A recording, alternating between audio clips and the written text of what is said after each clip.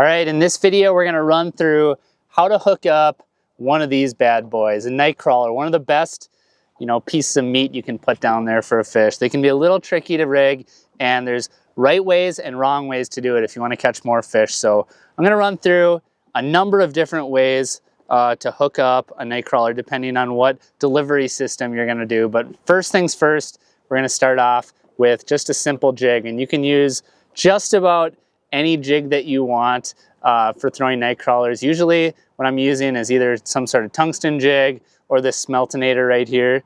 And I'm gonna run real quick through how I like to hook this Nightcrawler on this jig. All right, so we're gonna run through how to hook this Nightcrawler. The first thing you gotta do is you gotta look at the Nightcrawler itself and figure out which side you wanna hook this thing. So usually Nightcrawlers have a lighter side right here. So this side is a little bit lighter in color, and it kind of has a flat side right here.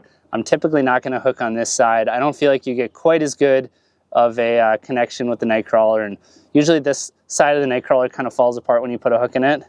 The other side is this darker side. This is the side I like to hook. It's kind of got a pointy, wild end, which can make it a little bit harder to hook. But this is the better side to hook up for just about every presentation. So what I'll do is I'll take my jig right here. You get a good hold in the Nightcrawler, and these things can be very squirmy, super wild. You don't get a lot of good chances. Sometimes it can take a second to get them lined up and hooked. But what I like to do is I like to come right in on the tip of the worm there. There you go, got him. And then from there, you simply thread it up the hook until you get a good ways. You can sort of feel out the best spot to poke it out, but usually on these hooks, it's right on the edge of this bait keeper. These bait keepers are really, really good for Nightcrawlers. They're my favorite out of just about every jig I've ever used. And then from there, what I'll do is I'll just push the Nightcrawler up onto that hook keeper. And there you have it, a simple jig and crawler setup. But we're not done yet. You see how long this stinking Nightcrawler is? If you have teeny little short Nightcrawlers, small ones, you're gonna be fine. But for something that's really long like this, a big long crawler, I like to cut off a good chunk of it. People call it a half a crawler. Really for me, it's about 2/3 of a crawler is what you like to go with generally. What this does is it saves you from getting fouled up, and also with that big long crawler, you don't tend to get as good of a hookup because it takes them a really long time to choke up the whole bait so it gets hooked. So with a shorter jig and crawler setup like this, unless the fish comes and absolutely slams it and thumps your rod, typically what I'm doing is when I feel a bite, I'll give them just an extra second or two to choke up on that bait and get the hook before I set the hook. So that's a really quick rundown on how you rig up a jig and a crawler. Now let's take a quick look at some B-roll I have right now that I shot last year of a drop shot in a crawler. So it's actually a very, very similar situation. So I don't feel like I have to do it again, but all you have to do is you have to find that darker side of the crawler, and then you poke the tip of the hook into the crawler, and then you just thread it up there, poke it back out, and then simply get it snug up on that bait keeper. So that's just a really simple system. Trim off part of that Nightcrawler, and it's not rocket science. It's putting a crawler on a jig, but if you're putting it on cockeyed, or if you're putting it on, halfway in and just sticking the rest out, you're just not gonna catch as many fish. You're gonna waste more Nightcrawlers because it's gonna tear off, and you're just not gonna get as much bang for your buck on the bait that you buy. But now we're gonna pass it off to Brad Hawthorne, and he's going to demonstrate a couple other ways that you can rig up a Nightcrawler this summer.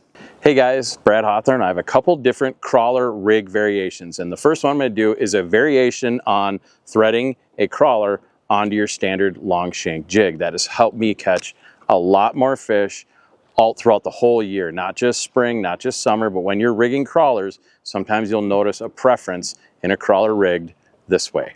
All right, so here's my rendition of how I rig a crawler. Now, if you look at, count the rings down from the tip of the crawler. I go 5, 6 rings down, and then I slide my hook in just like that. So you see I got about a 1/2, 3/4 of an inch of that crawler, sticking out the front, and then I just roll this crawler around, okay? And then I pop it through just like that. And now slide that crawler on there and you'll see how this looks. Check this out. This is the key right here. You see how that crawler is sticking out right there and his head is moving around and his tail?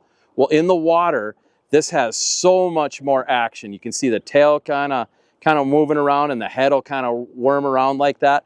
That right there, when the fish look at your jig for a long period of time, will end up catching you a little bit more, or a lot more fish. So next time you're rigging crawlers, give just a little bit more out the front. It's easier to rig and sometimes it catches you more fish. So now that we've been through a couple renditions on how to hook a crawler on a jig, let's dive into how to hook a crawler properly to run straight on your standard spinner. Okay, so I kind of squeeze the crawler here to get him to extend out, and then I hook him about on the second or third ring down, okay? And then I pull the crawler straight, okay? That is your key. You want to pull your crawler straight and look where your hook is on there, okay? And then I grip up to right about where that was, okay? So the bottom of my hand is where I want that hook shank to come out.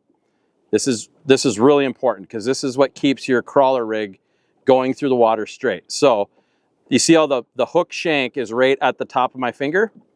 Okay, now I'm going to grab that hook shank. I'm going to thread it through